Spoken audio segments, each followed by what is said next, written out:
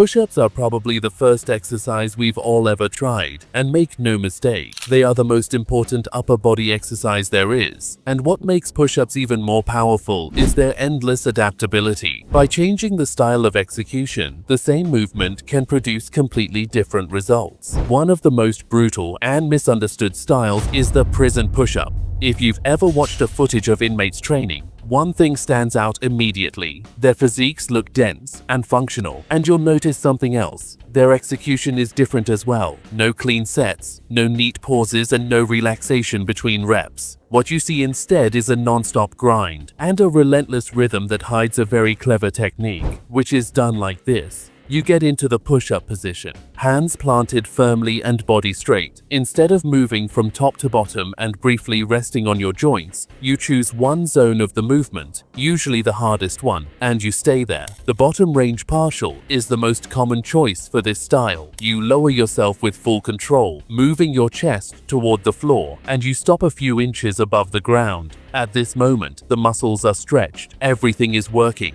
From here, you press up only a short distance, about 10 to 15 centimeters, just enough to reverse the movement, and then you go back down again, giving the muscles no break. After only a few reps, the burn arrives early, and that's because of increased time under tension. Instead of distributing effort across the entire movement, you're holding tension continuously, eliminating mechanical rest points, forcing muscle fibers to stay active without relief. The deeper reason behind partial push-ups' effectiveness is that muscles don't grow from counting reps. They grow from stress applied over time. And here's the key principle. Muscles adapt most in the ranges where stress is highest. That's exactly why partial push-ups are so effective. The bottom range places the chest and triceps under maximum load, so there is no joint lockout to shift stress away. This is also why partials are powerful for breaking sticking points. If you usually fail halfway up during full push-ups, partials allow you to isolate that exact weak zone and strengthen it directly.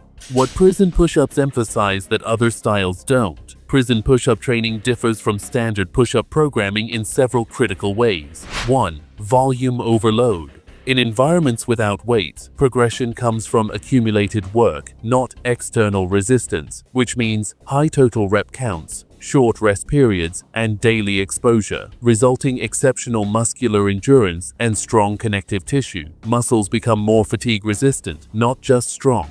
2. Continuous tension over clean reps. Unlike gym-style reps that include brief pauses and lockouts, prison push-ups remove rest from the movement, maintaining constant muscular engagement, which builds dense muscle texture and mental tolerance to discomfort. 3. Progression through leverage, not weight. Without plates or dumbbells, progression is achieved by narrowing or widening hand placement, shifting body angle, increasing partial depth, or extending set duration. This changes mechanical advantage. Instead of strength in one position, you build usable strength across ranges. Why this creates a prison physique? Prison push-ups don't chase pump or symmetry. They create thick, compact muscle, strong shoulders without excessive bulk, and triceps that dominate pressing tasks. Also, this style of push-up develops strength under oxygen debt and control without ideal positioning. That's why similar methods appear in military conditioning. So how to perform this in a practical training routine?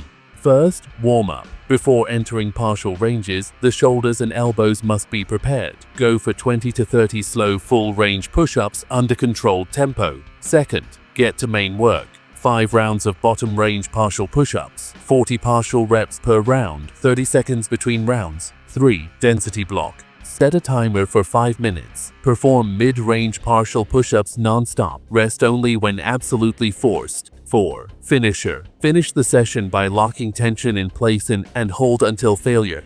3 to 5 sessions per week. For progression methods, you can increase total reps, extend density block time, and reduce rest periods. And that's it for today's session. Make sure to hit the like and subscribe buttons. See you next topic, and warrior salute.